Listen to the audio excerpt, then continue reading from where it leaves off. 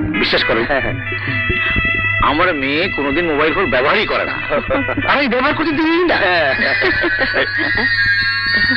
Mobile তো না, আমারটাও তো বাজছে না। না না, আমার মোবাইল বন্ধ। না না, বাজছে কোথায় মোবাইল? তাই তো, মোবাইলটা বাজছে কোথায়? মোবাইল বাজতে বাজতে বন্ধ হয়ে গেল। আমি ছাড়া এই বাড়িতে তো কেউ মোবাইল ব্যবহার করে না, কিন্তু মোবাইল বাজলো কোথায়? কই ধরে না তো। জ্যোতিষ, কিছু একটা কর। নে, মোবাইল বন্ধ হয়ে গেল। আমি আসি বাবা। আসসালামু আলাইকুম। ওয়ালাইকুম আসসালাম। মোবাইলটা বাজলো কোথায়? আমি জ্যোতিষ, সে কি তোর সাত মেরে মোবাইলে ধরাই দেবো? এইটা ইন্দ্রনীলা, এইটা ক্যাটস আই, এইটা পান্না আইয়া পড়ছে। হ্যালো জ্যোতিষের ঠেলা দাও, লম্বা সালা কথা কও। দে, কথাই তো বুঝতে দিলি না।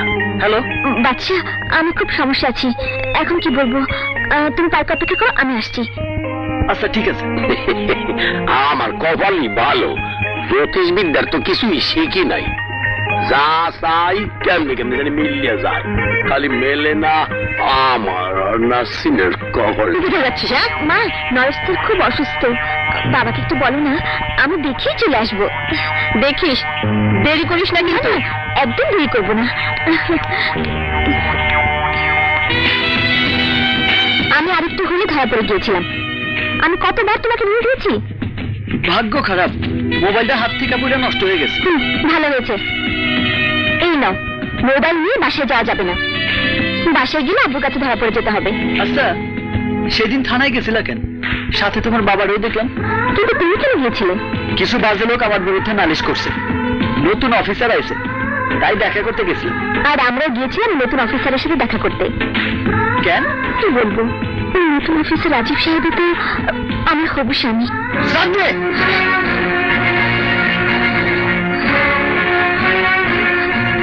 কি হলো, থামবে কেন? মারো, আমাকে খুন করে ফেলো, যত সমস্যা আছে সবকিছু সমাধান হয়ে যাবে। আমি যে পারছি না। ভালোবাসা এত কষ্ট আগে জানতাম না। কারোর সাথে তোমার বিয়ের কথা শুনলে আমার মাথাটা খারাপ হয়ে যায়, মনে হয় নিজের নিজে খুন করে। কথা মুখে আনবে না, আমি তো তোমারই আছি।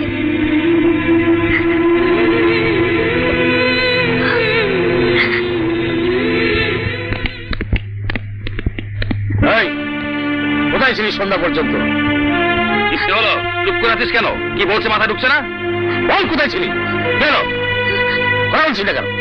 কোথায় ছিলি বলে ফেল না। মা, নরেশ স্যার অসুস্থ, তাকে দেখতে গিয়েছিলাম। নরেশ স্যারকে আমি ফোন করেছি, স্যার বললো তুই ওখানে যাসনি। মিথ্যে বলছিস। কি করছো? আর কয়েকদিন পরে ওর বিয়ে। চল মা।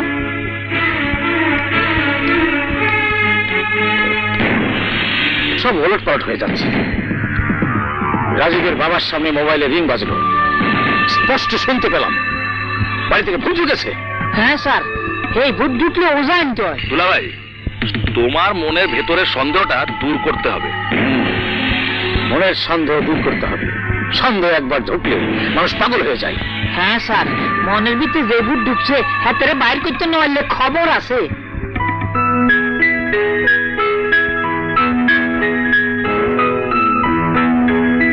না, মালিগুলো করে কি? বাগানটাও ঠিক মতো পরিষ্কার রাখে না, সারাদিন করে কি? ক্ষমা করে দেওয়া ভুল হয়ে গেছে। কি শুরু হয়েছে সব? হ্যাঁ দুলাভাই, দেখেন না কি শুরু হয়েছে এসব। কে কার কাছে ক্ষমা চাচ্ছে? হ্যাঁ, কে কার কাছে ক্ষমা চাচ্ছে? এসব লাগালো কে? দারোয়ান, দারোয়ান। জি স্যার। ব্যানার কে লাগালো? স্যার, আমি দেখি নাই কে লাগাইছে, শুধু দেখছি জ্যোতিষী আর টুকাইয়ের লাড্ডু বাড়ির দিকে উকি ঝুঁকি মারতেছে। কি ভাবছো দুলাভাই? না, চাঁদনি কি তোর ঝামেলাই পড়ে গেল? দুলাভাই, আমার মনে হয় ওই বেটা জ্যোতিষ এসবের সাথে জড়িত। জ্যোতিষকে থানায় ধরে এনে পেটালে সব বলে দেবে। হ্যাঁ দুলাভাই, তুমি আমাদের রাজীবকে একটা ফোন করে দাও। ঠিক।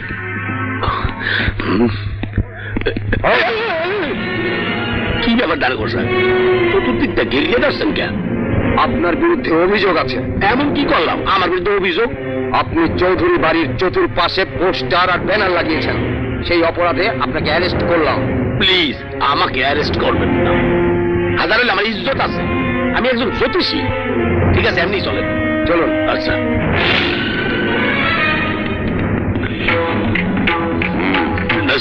আমারে বাসব যেমনি চাইয়েন সে আড্ডি উঠতে থইবে না। জ্যোতিষ, তুই তাহলে এই কাজ করেছিস? ওরে মারেন না, ওর কোনো দোষ নেই কে? জ্যোতিষ, সত্যি করে বল, তুই এই কাজ করেছিস? এই, স্যার,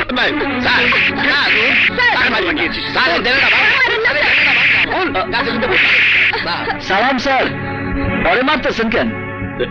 সেটা কি তোমাকে বলতে হবে? আরে না না না, আইনকে আমি সম্মান করি।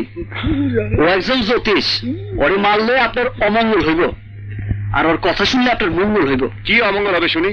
আমার জীবনে আমি যা চাইছি ওর কারণেই পাইছি। এগুলো আমি বিশ্বাস করি না। বিশ্বাস হলো নিজের কাছে, খামোখাই প্রমাণ ছাড়া সন্দেহ করে ওরা ধরে নিয়েছেন। স্যার, মোরে দুঃখ দিয়েন না, আমার এমন শক্তি আছে, আমি বরদোয়া দিলে আমাদের মনের মানুষ কিন্তু ছুটে যাইবে। মনের মানুষ ছুটে যাবে? কি স্যার, একটু মনে হয় ভয় পেয়ে গেলেন? আরে না, ভয় পাবো কেন?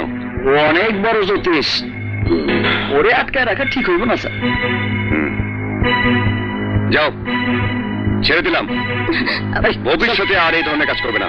আরে চল, আসি স্যার। আসসালামু আলাইকুম। মনের মানুষ ছুটে যাবে, কি ঝামেলায় পড়লাম। সাবদে, তুমি আমার বাসায় চলে এসেছো? আব্বু দেখলে তো সর্বনাশ হয়ে যাবে। আরে এইটা আমার শ্বশুর বাড়ি, আমি আসুন না তো কে আসবো? তুমি আমার বউ হইবা, আমি আসুন তোমার বাড়ি, তুমি যাইবা আমার বাড়ি। ছাড়ো, আমি তোমার সবাই ধরবো, আদর করবো। করে ফেলবে।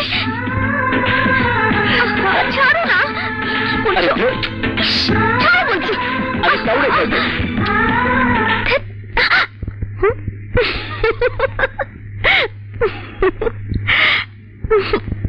নাসরিন, অনেকদিন চাঁদনিরে দেখি না, মাথাটা একেবারে নষ্ট হয়ে যাইতেছে।